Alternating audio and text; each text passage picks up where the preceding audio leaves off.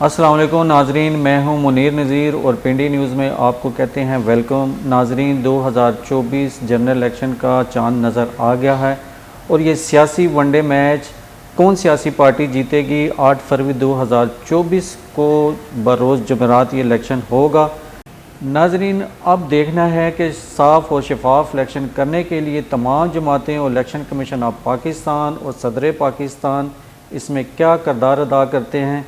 ये तमाम चीज़ें जानने के लिए हमारे साथ मौजूद हैं जमात इस्लामी के ज़ुबैर सफदर साहब। उनसे जानते हैं कि वो क्या कहते हैं। जी सर, अस्सलाम वालेकुम और पिंडी न्यूज़ में आपको वेलकम कहते हैं। बहुत शुक्रिया। वालेकुम अस्सलाम वरहमतुल्लाह। सर, 2024 का चांद नज़र आ गया है, तो आप अब जो जमात इस्लामी का जो अवामी मंशूर है 2024 के लिए, उसके बारे में हमें बताएँ। देखिए, सबसे पहले तो ये कि बिलाखिर इलेक्शन की तारीख़ सामने आ गई। इसमें सबसे बड़ा किरदार तो सुप्रीम कोर्ट का भी है और जमात इस्लामी पहले दिन से इस बात का तकाज़ा कर रही थी कि वक्त के ऊपर इलेक्शन हो जाने चाहिए। जब इसी साल के शुरू में जब पंजाब और खैबर असम्बलियाँ तोड़ी गईं तो उसके बाद सुप्रीम कोर्ट में अमीर जमात इस्लामी सिराजुल हक साहब ने ये मामला भी रखा था जाके कि हमें कोई बीच का रास्ता निकालना चाहिए ताकि हम मुल्क के अंदर जो एक सियासी अनरेस्ट है उसको जो है ना वो रिज़ॉल्व किया जाए। गो के कानूनी तौर पे या आइनी तौर पे अभी भी इलेक्शन जो है वो ताख़ीर से हो रहे हैं, लेकिन ये बहुत बेहतर है कि कम अज़ कम तारीख़ जो है वो सामने आ गई है। जमात इस्लामी ने मई में ही अपने मंशूर का ऐलान कर दिया था, क्योंकि हम ये समझते थे और समझते हैं भी कि हर चीज़ आइन के मुताबिक हो तो उसूली तौर पे नवंबर में इलेक्शन हो जाने चाहिए थे।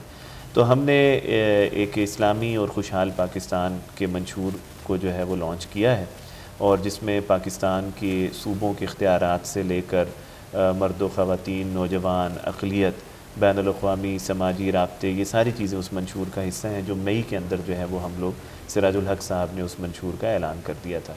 और अभी भी हम ये समझते हैं कि पाकिस्तान में जमात इस्लामी वाहिद जमात है कि जिसने आम इंतख़ाबात के लिए सबसे पहले मंशूर का ऐलान करते हुए आवाम के सामने अपना लाएअमल जो है वो पेश किया। अच्छा सर, आपने कहा कि सुप्रीम कोर्ट ने जनरल इलेक्शन का के कराने के में अपना कलीदी किरदार अदा किया है। अब ये बताएं कि जनरल इलेक्शन 2024 के जो शफाफ इलेक्शन होने पे है उसमें जमात इस्लामी का क्या मौक़िफ़ है और दीगर जो जमातें हैं, मतलब मुस्लिम लीग नून है, पाकिस्तान पीपल्स पार्टी है, तो शफाफ इलेक्शन कराने में इलेक्शन कमीशन ऑफ पाकिस्तान क्या हेल्प आउट करेंगे आप? अच्छा, देखिए, अभी तक हमारी कोई 2 से 3 मुलाकातें इलेक्शन कमीशन के साथ हो चुकी हैं, जिसमें हमारा नुमाइंदा वफ़द जो है वो वहाँ पर जा भी चुका है और हमने अपनी तहरीरी चीज़ें भी वहाँ पे जमा करवाई हैं।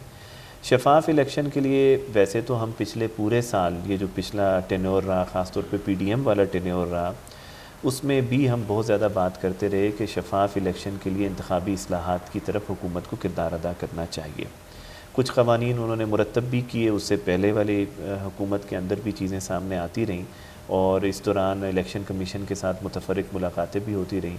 देखिए, शफाफ इलेक्शन का तो एक ही तकाज़ा है कि तमाम वोटर लिस्टें जो हैं वो बिल्कुल दुरुस्त बननी चाहिए, नंबर 1, और वोटर लिस्टों के अंदर जो लोग ड्यू जिनकी बनती है वो उनकी शमूलियत जो है वो उसके अंदर होनी चाहिए, क्योंकि इलेक्शन का सारा इन्हिसार वोटर लिस्टों के ऊपर होता है, नंबर 1। नंबर 2 ये है कि फिर इलेक्शन डे के ऊपर सारा इन्हिसार होता है और वो ये है कि आप क्या वाकई वोटर लिस्टों के मुताबिक रिज़ल्ट वोट डल रहे हैं। और फिर तीसरा मरहला जो होता है वो नताइज की तैयारी का होता है। 2018 में सबको मालूम है कि RTS बैठ गया और बहुत ही टेक्निकल तरीके के साथ जो है ना वो बहुत बड़ी नताइज के अंदर तब्दीली जो है वो हुई और सब लोग इस बात के शाहिद भी हैं और ये बात फिर बाद में पब्लिक भी हो गई।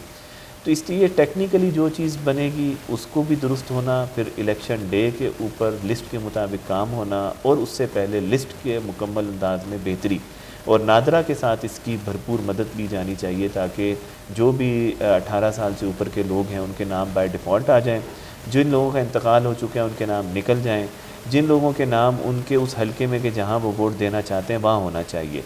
क्योंकि अब तो नया रूल यही है कि या तो आपका मुस्तकिल पते के ऊपर आपका वोट होगा या आर्जी पते के ऊपर होगा। ऐसा नहीं है कि अब मैं इस्लामाबाद में रहता हूँ लेकिन मेरा मुस्तकिल पता कहीं और का है तो मेरा वोट वहाँ पे चला गया हो।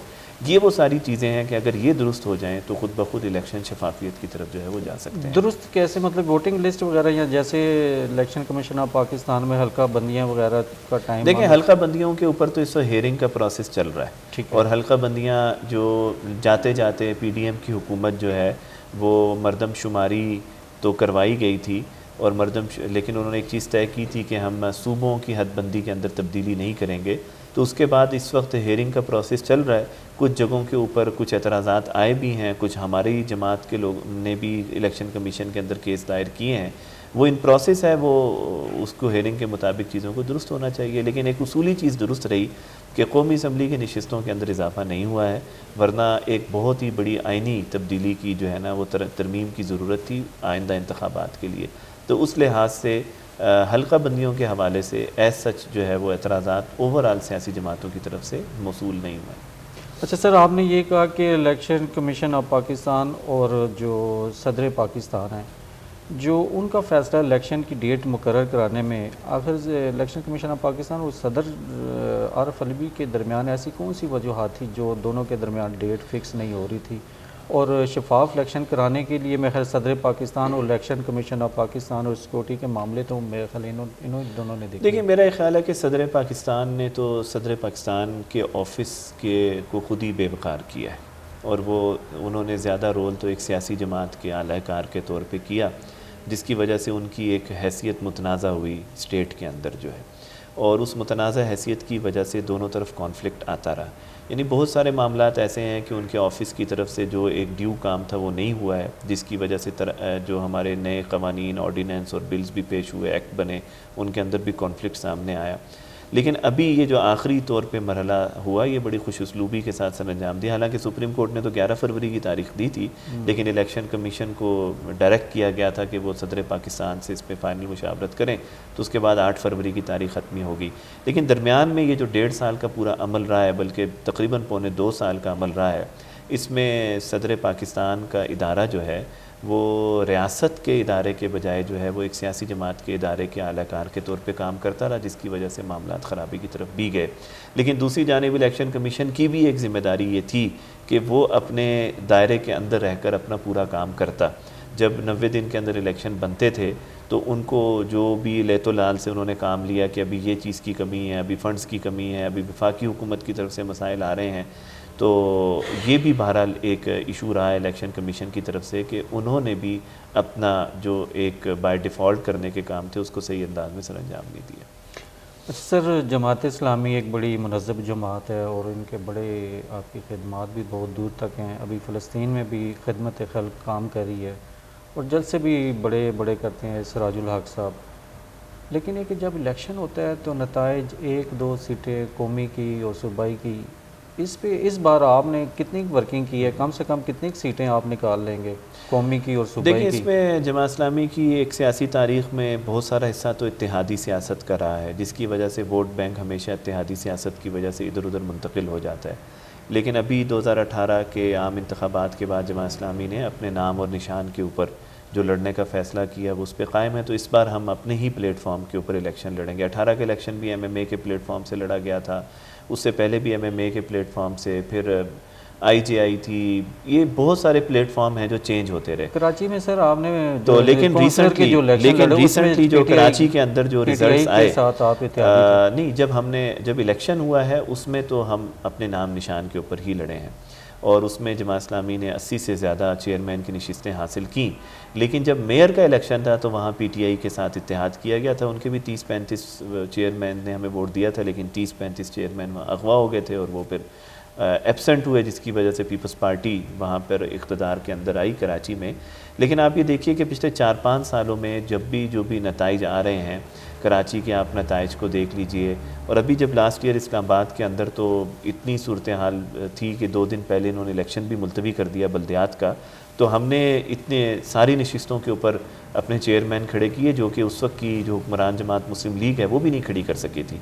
तो इसलिए हमें उम्मीद है कि इस इलेक्शन के अंदर जमात इस्लामी जो है ख़ास तौर पे खैबर पख्तूनख्वा का जो इलाका है, फिर कराची का इलाका है और इस्लामाबाद है, यहाँ पर हम बेहतर नताइज दे सकते हैं। कितनी सीटें निकलेंगी अंदाज़ कोई पार्टी को होता है ना, वर्किंग की होती है? बस अभी तो हमारा जो इलेक्शन सेल है वो इन सारी चीज़ों के ऊपर काम कर रहा है। हम तो हर जगह के हवाले से बड़े पुरुमीद हैं कि इस वक्त आप देखें कि जो ये 11 जमाती इत्तेहाद रहा, फिर ख़ुद PTI की सूरत हाल बहुत तब्दील हो चुकी है।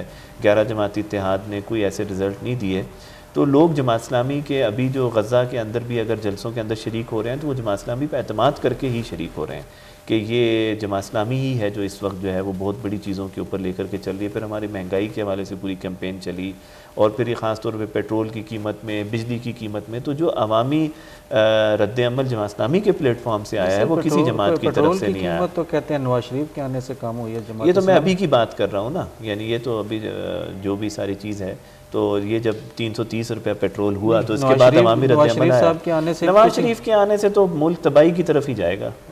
कोई ये तो सारे ढकोसले हैं कि 40 साल से हुक्मरानी कर रहे हैं, तो 40 साल से तो मुल्क ठीक नहीं किया, लेकिन इस बार नवाज शरीफ आएगा तो वो मुल्क को जो है ना वो अमेरिका बना देगा। ये तो सिर्फ इनकी वोट हासिल करने की टेक्निक है, इसके अलावा कोई ऐसी चीज़ नहीं है। वरना हम सब जानते हैं कि भाई 1.5 साल नवाज शरीफ के भाई की हुकूमत रही है ना, वो किसी इमरान खान की हुकूमत तो नहीं रही है। उन 1.5 सालों के अंदर जो आपने मीशत की तबाही की है, तो उससे पहले इमरान खान रहा है, लेकिन इमरान के 3.5 से पहले सारी उम्र नवाज शरीफ ही रहा है। पंजाब का वज़ीर आला खुद रहा है, 2 बार उसका भाई वज़ीर आला रहा है, 3 बार वो पाकिस्तान का वज़ीर आज़म रहा है। तो इससे ये सारी चीज़ें तो जो है ना कि नवाज शरीफ के आने से कीमतें कम हो जाएं, ये तो सिर्फ एक मासूमाना सवाल हो सकता है, इसके अलावा इसकी कोई हैसियत नहीं। नहीं सर, मासूमाना सवाल तो नहीं। 21 अक्टूबर को मियाँ मोहम्मद नवाज शरीफ आए हैं बाकायदा मीनार पाकिस्तान में, लेकिन उसके आने से नवाज शरीफ के आने से पहले 1 अक्टूबर को पेट्रोल की कीमतें कम हो चुकी थी। तो अभी ज़राए के मुताबिक तो ये भी है, और नून लीग वाले ये कह रहे हैं कि आने वाली 2024 की हुकूमत नून लीग की होगी, और उसमें मेरा ख्याल है कि अवाम जो है ना वो मुस्लिम लीग नून की तरफ नहीं जाएगी। अगर तो लेवल प्लेइंग फील्ड इन्होंने नहीं दी ना सारी सियासी जमातों को, तो फिर तो ये जो इंतखाबात हैं ये इंतखाबात से पहले ही मशकूक हो जाएंगे, और वोटर वोट डालने से पहले ही इस शक के अंदर मुब्तला हो जाएगा कि नताइज जो है ना वो अवामी मंशा के बजाय जो है ना वो किसी ऐसे रिज़ल्ट की तरफ जा रहे हैं कि जो अवामी मंशा के मुताबिक नहीं होंगे।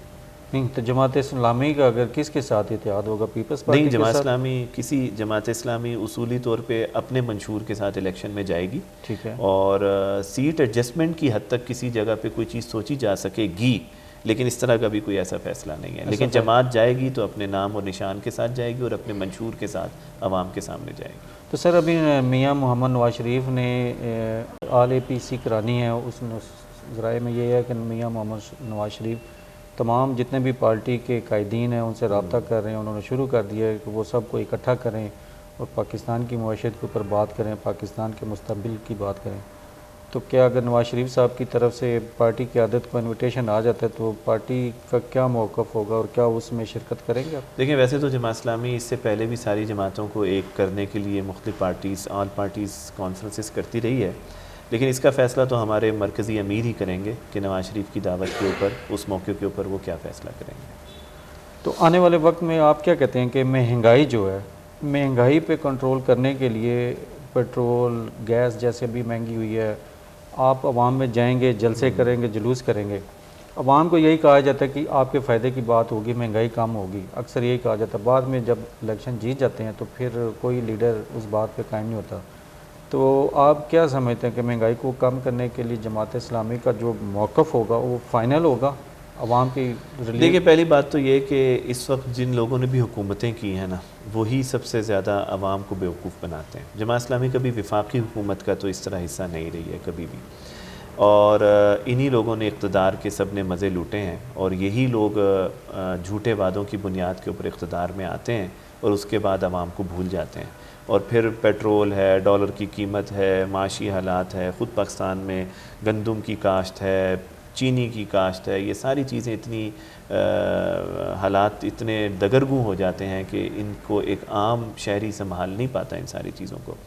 जमात इस्लामी को जो चीज़ नज़र आ रही है, एक तो ये कि जमात इस्लामी एक दयानतदार क़यादत रखती है, और जमात इस्लामी का किरदार किसी से छुपा नहीं है। अभी भी जो हालिया फ़लस्तीन का सारा मामला हुआ है, तकरीबन 1 अरब रुपए से ज़्यादा के अतियात जो हैं वो जमात इस्लामी के ज़रिए से फ़लस्तीन के लिए पाकिस्तानी कौम ने दी हैं। गुज़श्ता साल जब सैलाब का हादसा आया और पूरा मुल्क तकरीबन 2-3 सूबे उसकी लपेट के अंदर आ गए, तो तकरीबन 23-24 अरब से ज़्यादा रुपए जो हैं वो जमात इस्लामी को कौम ने दिए। तो जो आपको इतना ट्रस्ट किस बुनियाद पे करते हैं, हालांकि हम तो हुकूमत में नहीं थे, ना पिछले साल थे ना इस साल थे, तो हम ये समझते हैं कि आवाम ये बात समझती है कि जो इनके पास जो कौम का पैसा आता है वो उसको सही अंदाज में ईमानतदारी और दयानतदारी के साथ खर्च करते हैं। जमात इस्लामी के पास वो टीम मौजूद है जो मुल्क के साथ लॉयल है।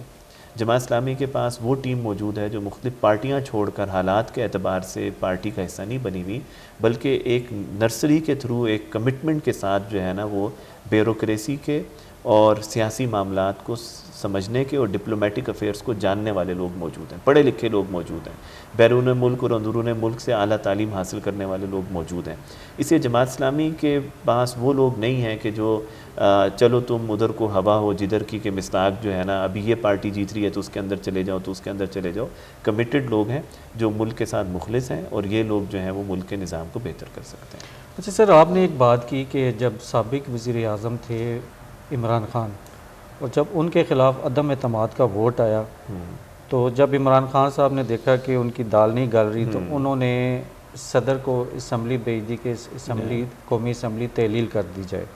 ठीक है जी, अभी भी सदर साहब ने असम्बली तहलील कर दी और यही बात चल रही है कि सदर के ख़िलाफ़ आर्टिकल 6 लगाएं, तो आप क्या समझते हैं, वो पार्टी वफादारी थी या ये असम्बली तोड़ने का तरीकाकार ठीक था? इस बारे में क्या कहेंगे? मेरा ख्याल है कि जी दोनों चीज़ों को हमें आइनी निगाह से देखना है। ये कोई तज्ज़िये से ज़्यादा बड़ी सादा सी बात है कि आइनी तौर पर तो उस वक्त जब इमरान खान के दौर में अदम एतमाद की तहरीक के दौरान जो असम्बली तोड़ी गई थी, उसको तो ख़ुद हमारी सुप्रीम कोर्ट ने निगेट कर दिया था, क्योंकि वो गैर आइनी कदम था, और उस गैर आइनी कदम के ऊपर जो है ना वो असम्बली बहाल हो गई थी वो वाली, और उसके बाद अदम एतमाद हुआ, और अदम एतमाद के दिन वज़ीर आज़म चला गया। वो तो रूलिंग गलत दे दी ना, वो गलत रूलिंग दी ना, तो इसलिए वो गैर आइनी अमल था। जब रूलिंग ही गैर आइनी है तो उसके बाद उसके ऊपर वज़ीर आज़म की सिफारिश हो या उसके ऊपर सदर पाकिस्तान की तरफ से असम्बली को तहलील करना हो, ये दोनों अमल ही खुद ब खुद ख़त्म हो जाते हैं। और अभी तो एज सच अभी भी जो कदम हुआ है वो कोई गैर आइनी कदम नहीं है, जो अभी हालिया हुआ है वो तो वज़ीर आज़म की एक आइनी सिफारिश के ऊपर, अगर वैसे देखा जाए तो ये भी एक सियासी ढकोसला ही था कि 4 दिन बाद आपकी हुकूमत वैसे ही ख़त्म हो रही है तो 60 दिन में इलेक्शन होने थे, लेकिन अगर आप 4 दिन पहले असम्बली तोड़ने की सिफारिश कर देते हैं तो फिर 90 दिन के अंदर इलेक्शन होने थे। तो अगर देखा जाए तो वो भी कुछ नहीं हुआ, वो 90 के बजाय मामला तो 120 दिन से भी ऊपर चला गया है। ठीक है, तो इसलिए पहला वाला कदम एक गैर आइनी था जिसको सुप्रीम कोर्ट ने अंडू कर दिया। दूसरे वाला कदम चाहे वो आइनी था या गैर आइनी था, लेकिन उसके नतीजे में हम अभी तक इलेक्शंस तक पहुंच नहीं सके, लेकिन इंशाल्लाह अभी फरवरी में हम पहुंच जाएंगे। अच्छा सर, पाकिस्तान की बेहतरी के लिए, पाकिस्तान की इकॉनमी के लिए जमात इस्लामी के पास ऐसी कौन सी कोई इकॉनमी पॉलिसी हो जिससे पाकिस्तान की माशत और पाकिस्तान जो है IMF के चक्कर से, IMF के थ्रेड से निकल सके? अच्छा देखिए, जमात इस्लामी के जो इस वक्त अमीर हैं सिराजुल हक साहब, वो वज़ीर ख़जाना रहे हैं खैबर पख्तूनख्वा के, और उन्होंने 6 बार खैबर पख्तूनख्वा का बजट पेश किया। 2002 से 2007 तक वज़ीर ख़जाना रहे हैं, फिर 2013 और 2014 के अंदर वज़ीर ख़जाना रहे हैं। तो ये इस वक्त की पूरी सियासी जमातों के सरबराहान में ये वाहिद फ़र्द हैं कि जिन्होंने ख़जाने को बराह रास्त एक सूबे की हद तक जो है वो चलाया। और जब जमात इस्लामी ने 2002 से 7 के दरमियान जब सिराजुल हक वज़ीर ख़जाना थे खैबर पख्तूनख्वा के, तो उस वक्त बिल्कुल ही कर्ज़ा फ्री बजट जो है वो उन्होंने पेश किया था वहाँ पर, सूद फ्री बजट पेश किया था उन्होंने वहाँ पर। और ख़ुद ये जो वर्ल्ड बैंक है, जिनके शिकंजे के अंदर हम सारे जकड़े हुए हैं, इन्होंने ख़ुद पाकिस्तान का सबसे बेहतरीन फाइनेंशियल गवर्नेंस का सूबा जो है वो करार दिया था सिराजुल हक की लीडरशिप के अंदर जो है। इसे हम ये समझते हैं कि हमारे पास एक बड़ा स्ट्रॉन्ग तजर्बा है कि, और ख़ास तौर पे हमारी लीडरशिप के पास वो तजर्बा है कि फ़ाइनेंशियल अफेयर्स को हमने किस अंदाज़ में लेकर के चलना है। और देखें, जब तक फ़ाइनेंशियल गवर्नेंस इस मुल्क की ठीक नहीं होगी तब तक आप IMF के पैकेज लेते रहेंगे और लेते रहेंगे। और हर हुकूमत आके एक ही बात करती है, देखें ना हमारी इंडिजिनस प्रोडक्शन हो रही है इस मुल्क के अंदर, ना हमारे इस मुल्क के अंदर जो जितनी भी प्रोडक्शन को फैसिलिटेट करने के लिए चीज़ें की जा सकती हैं वो नहीं हो रही। हम बामरे मजबूरी दरामदाद और बरामदाद का जो हमारा डिफरेंस है वो गैर मामूली तौर पे जो है वो नुकसान की तरफ जो है वो चीज़ों के अंदर जा रहा है। इसी वजह से हमें डॉलर की कमी का सामना करना पड़ रहा है, और उस डॉलर की कमी की वजह से हमारी रुपये की कदर जो है वो बहुत ज़्यादा नीचे की तरफ चली जा रही है। इसलिए हमारी जो माशी माहिरीन की टीम है ख़ुद अमीर जमात से लेकर और हमारे दीगर अहबाब और हमारे थिंक टैंक्स जो इसके लिए काम कर रहे हैं, और अभी हमने मंशूर के अंदर भी इन चीज़ों को शामिल किया है। तो हम ये समझते हैं कि एक तो ये कि ये किसी एक सियासी जमात के एजेंडे का हिस्सा नहीं है, बल्कि हमें एक माशी चार्टर जिस तरह बनाना चाहिए इस मुल्क के लिए, जिसके ऊपर ख़ास तौर पे पाकिस्तान के उन इदारों को भी शामिल होना चाहिए कि जो किसी न किसी तरह मुक़्तदरा जो है ना इस मुल्क के समझे जाते हैं और होते हैं। उसके बाद फिर हमें एक लॉन्ग टर्म माशी प्लान इस मुल्क का बनाना होगा। उस लॉन्ग टर्म माशी प्लान के अंदर कुछ जुज़वी चीज़ें होंगी और कुछ कलील मुद्दती चीज़ें होंगी जो 2-4 साल के अंदर हल की जा सकती हैं, कुछ तवील मुद्दती चीज़ें होंगी जो 15-20 साल के अंदर हल की जा सकती हैं। और इसके ऊपर हमें कौमी असम्बली के थ्रू या पार्लियामेंट के थ्रू और अपने तमाम मुक़्तदर क़ुव्वतों को एक पेज के ऊपर लाकर मुल्क का एक माशी प्लान जो है वो बनाना होगा, और ये फिर कहीं जाकर हम किसी बेहतर सूरत हाल की तरफ निकल सकते हैं। तो हमारी पास जो टीम मौजूद है इस वक्त पूरे मुल्क में कोई 15,000 से ज़्यादा PhDs हैं, जिनमें से तकरीबन 1500 PhDs जमात इस्लामी के पास हैं। यानी पूरे पाकिस्तान के 15,000 में से जो कि ओवरऑल अकेडमिया का है, उसमें से 1500 PhDs बराह रास्त जमात इस्लामी के साथ मुंसलिक हैं।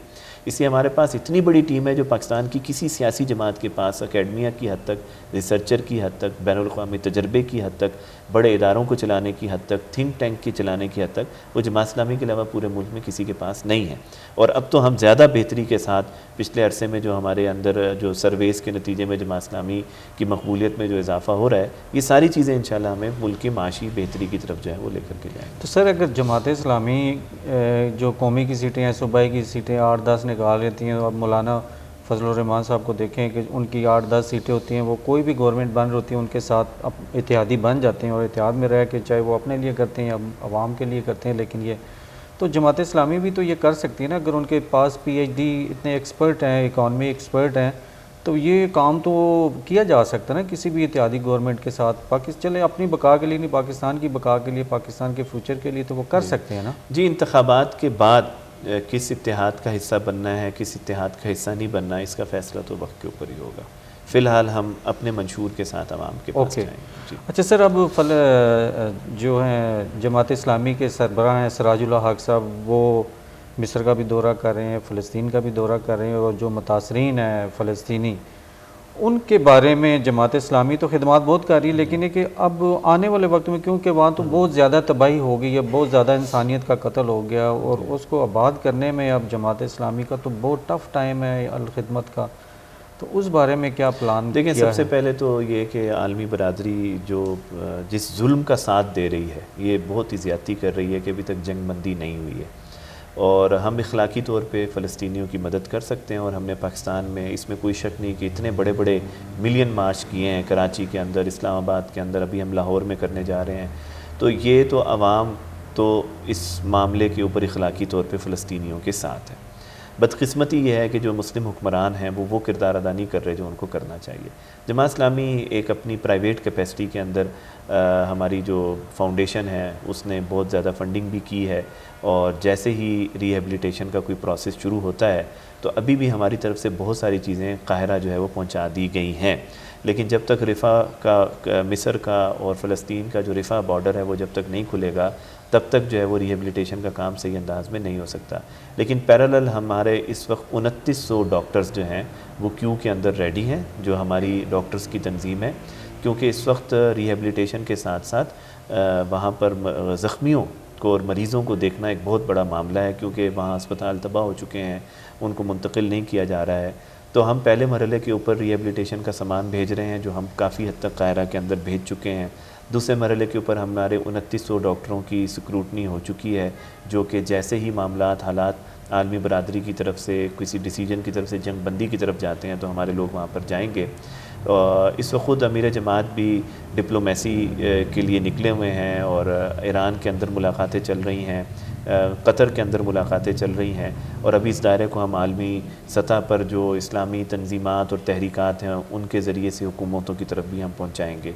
तो ये एक किरदार है जो उम्मत मुस्लिमा को मुत्तहिद रखने के तसव्वुर के तहत जमात इस्लामी कर रही है। सिर्फ हाथ पे हाथ देख के ये नहीं देख रही कि कब इसराइल बमबारी रोकेगा तो उसके बाद हम काम करेंगे। तो ये काम तो हुकूमतों को करना चाहिए और तमाम मुस्लिम ममालिक को करना चाहिए, लेकिन बदकिस्मती है कि उस लेवल के ऊपर नहीं हो रहा है। बहुत शुक्रिया ज़ुबैर साहब, प्रोग्राम के लिए आपने टाइम दिया। नाज़रीन, बहुत शुक्रिया। नाज़रीन आपने देखा कि रहनुमा जमात इस्लामी और जमात इस्लामी का अवामी मंशूर क्या है और 2024 के इलेक्शन के लिए साफ शफाफ इलेक्शन जो करने हैं उनके लिए क्या हिकमत अमली तय करते हैं, ये आने वाला वक्त बताएगा। इसके साथ हमें दीजिए इजाज़त, फिर मिलेंगे किसी और कंटेंट के साथ। अल्लाह हाफ़िज़। पाकिस्तान जिंदाबाद।